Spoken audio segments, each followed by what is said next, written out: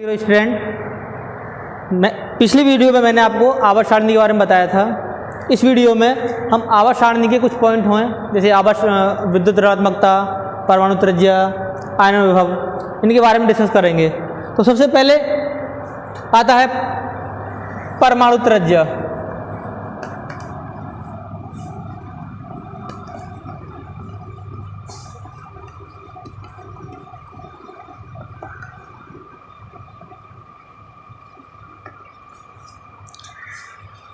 Atomic radii. परमाणु त्रिज्या होती क्या है?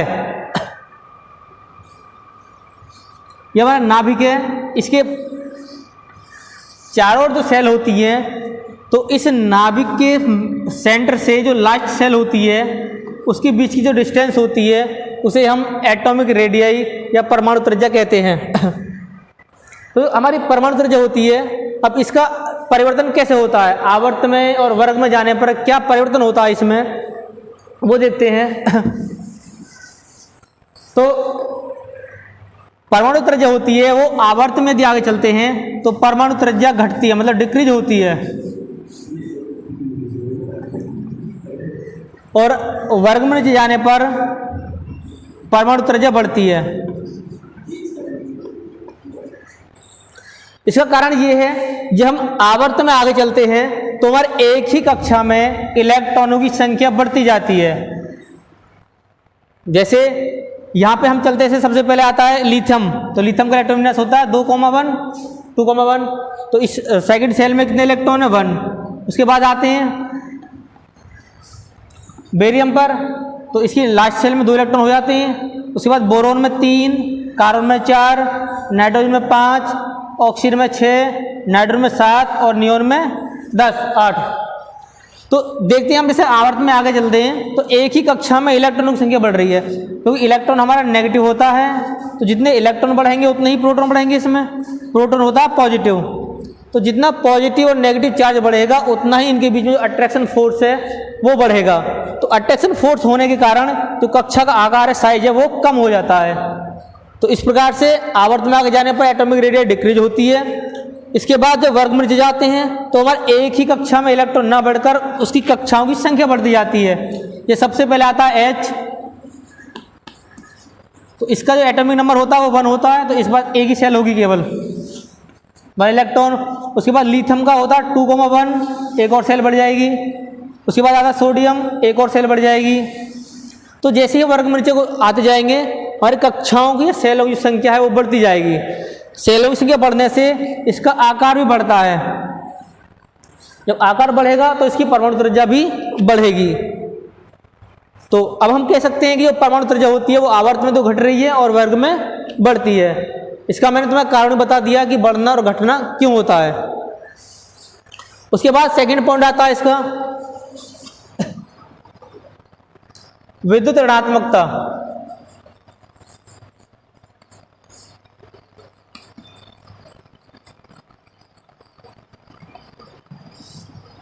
से बोलते हैं इलेक्ट्रोनेगेटिविटी।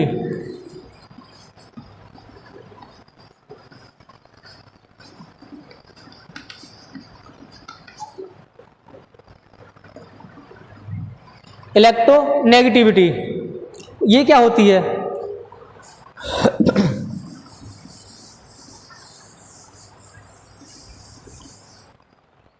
एक परमाणु द्वारा दूसरे परमाणु की अंतिम कक्षा के इलेक्ट्रॉन को अपनी ओर आकर्षित करने की या अपनी ओर अट्रैक्ट करने की जो टेंडेंसी होती है वो इलेक्ट्रोनेगेटिविटी कहलाती है। तो जो विद्युत ऋणात्मकता होती है वो यदि हम आवर्त में आगे चलेंगे तो बढ़ती है,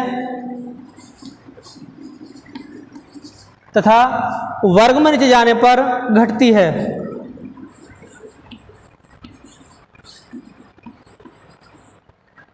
अब इसका रीजन क्या है? इधर बढ़ती है और वर्ग में जाकर घटती है, इसका रीजन क्या है? इसमें तो पहले बताया था, यदि हम आवर्त में आगे चलते हैं तो एक ही कक्षा में इलेक्ट्रॉनों की संख्या लगातार बढ़ती जाती है। लास्ट तक 18वें वर्ग तक पहुंचते होते यहाँ पर 8 इलेक्ट्रॉन हो जाते हैं। तो जब इलेक्ट्रॉन बढ़ते हैं तो उनके जो आकर्षण बल है वो अधिक हो जाता है नाभिक और अंतिम कक्षा के बीच, तो उनके इलेक्ट्रॉन ग्रहण करने की प्रवृत्ति और बढ़ती जाती है। तो जब इलेक्ट्रॉन ग्रहण करने की प्रवृत्ति बढ़ रही है तो उसकी विद्युत ऋणात्मकता भी बढ़ेगी, क्योंकि विद्युत ऋणात्मकता को इलेक्ट्रॉन ग्रहण करने की प्रवृत्ति होती है विद्युत ऋणात्मकता। इसके अलावा जब हम वर्ग में नीचे चलते हैं तो कक्षाओं की संख्या बढ़ती जाती है। कक्षाओं की संख्या बढ़ने से जो इसका नाभिक का और लास्ट शेल का जो अट्रैक्शन फोर्स होता है वो कम हो जाता है, तो इसकी इलेक्ट्रॉन ग्रहण करने की प्रवृत्ति कम होती जाती है। जितना वर्ग में नीचे चलोगे उतना ही डिस्टेंस बढ़ती जाएगी, तो अट्रैक्शन फोर्स है बिटवीन न्यूक्लियस और लास्ट शेल वो कम हो जाएगा, तो विद्युत ऋणात्मकता यहाँ पर घटती है। थर्ड पॉइंट आता है आयनन विभव। इलेक्ट्रॉन पड़ेगा तो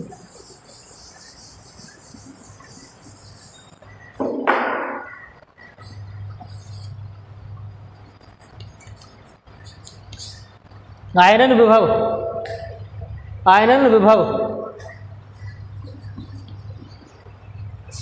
थर्ड पॉइंट है इसका आयनन विभव। आयनन विभव किसे कहते हैं? अंतिम कक्षा से किसी भी एटम की जो लास्ट शेल होती है उसमें से एक इलेक्ट्रॉन निकालने में जितनी ऊर्जा एनर्जी की आवश्यकता होती है वो उसका आयनन विभव होता है। आयनन विभव जो होते हैं वो यदि हम आवर्त में आगे आएंगे तो आयनन विभव बढ़ता है और वर्ग में जाने पर आयनन विभव घटता है। इसका कारण ये है जब हम आवर्त में आगे जाते हैं तो फिर वही पॉइंट आता है कि एक ही सेल में लगातार इलेक्ट्रॉनों की संख्या बढ़ती जाती है और लगातार इलेक्ट्रॉनों की संख्या बढ़ने से जो उनकी टेंडेंसी होती है वो इलेक्ट्रॉन ग्रहण करने की वो बढ़ती जाती है। और आयनन विभव में क्या होता है? इलेक्ट्रॉन निकालना।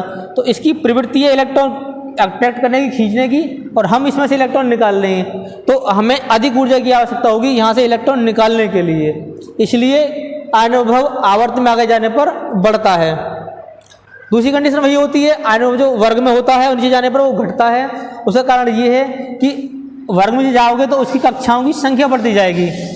संख्या बढ़ने से जो इसका आकर्षण बल है अंतिम कक्षा के इलेक्ट्रॉनों का और न्यूक्लियस का वो कम होता चला जाता है। तो कम होने से अंतिम कक्षा के इलेक्ट्रॉन को हम आसानी से निकाल सकते हैं।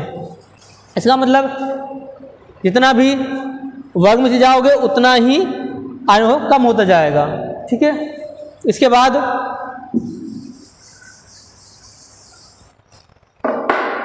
फोर्थ पॉइंट आता है विद्युत इलेक्ट्रॉन बंधुता।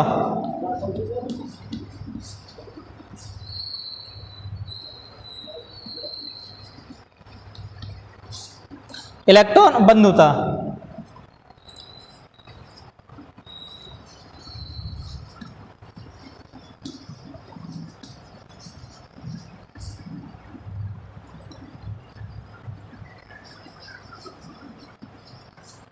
एंथैल्पी। तो इलेक्ट्रॉन बंधुता क्या होती है? ये जस्ट इसकी अपोजिट होती है। हमारा जो आयनन विभव था वो अंतिम कक्षा से इलेक्ट्रॉन निकालना, और इलेक्ट्रॉन बंधुता होती है अंतिम कक्षा में एक इलेक्ट्रॉन डालना। तो अंतिम कक्षा में एक इलेक्ट्रॉन डालने के लिए जितनी ऊर्जा की आवश्यकता होती है उसे हम इलेक्ट्रॉन बंधुता या एंथैल्पी कहते हैं। अब जो इलेक्ट्रॉन बंधुता होती है वो हमारी अगर आवर्त में आगे चलोगे तो ये बढ़ती है और वर्ग में जाने पर घटती है।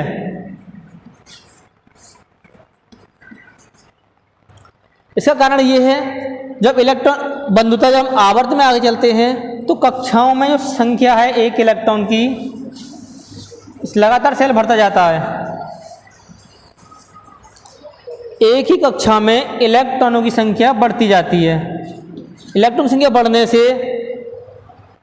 जो इलेक्ट्रॉन ग्रहण करने की प्रवृत्ति है वो ज़्यादा होती जाएगी, और इलेक्ट्रॉन बंधुता का मतलब होता है एक इलेक्ट्रॉन निकालना, एक इलेक्ट्रॉन डालना। तो इसकी प्रवृत्ति ज़्यादा बढ़ जाएगी इलेक्ट्रॉन ग्रहण करने की, इसलिए जो इसकी आवृत्ति होगी वो इलेक्ट्रॉन ग्रहण करने की ज़्यादा होगी, इसलिए इधर को बढ़ती है। वर्ग में चलोगे तो कक्षाओं की संख्या बढ़ती जाती है। कक्षाओं की संख्या बढ़ने से जो इसकी इलेक्ट्रॉन ग्रहण करने की प्रवृत्ति है वो कम हो जाएगी, तो इसलिए इधर को घटती है। तो ये 4 पॉइंट हैं जो आवर्त सारणी में लेफ्ट टू राइट चलने पर इनमें चेंजिंग होती है। अब थोड़ी सी परमाणु त्रिज्या होती है, वो जितने भी हमारे एलिमेंट हैं 118 उनमें जो हमारा एलिमेंट है Rn, नोबल गैस में पाया जाता है, सबसे लास्ट का एलिमेंट है नोबल गैस में। इसका जो आकार है वो सबसे ज़्यादा होता है, तो परमाणु त्रिज्या भी इसकी ज़्यादा होगी। उसके बाद आता है विद्युत ऋणात्मकता। तो सबसे ज़्यादा तो विद्युत ऋणात्मकता होती है, इलेक्ट्रोनेगेटिविटी वो फ्लोरीन की होती है। इट मीन्स इसकी जो इलेक्ट्रॉन ग्रहण करने की प्रवृत्ति होती है वो सबसे ज़्यादा होती है। उसके बाद है आयन विभव। आयन विभव सबसे अधिक होता है हीलियम का। उसका कारण ये है कि इसका इलेक्ट्रॉन विन्यास होता है 1s2 और s में 2 इलेक्ट्रॉन होते हैं।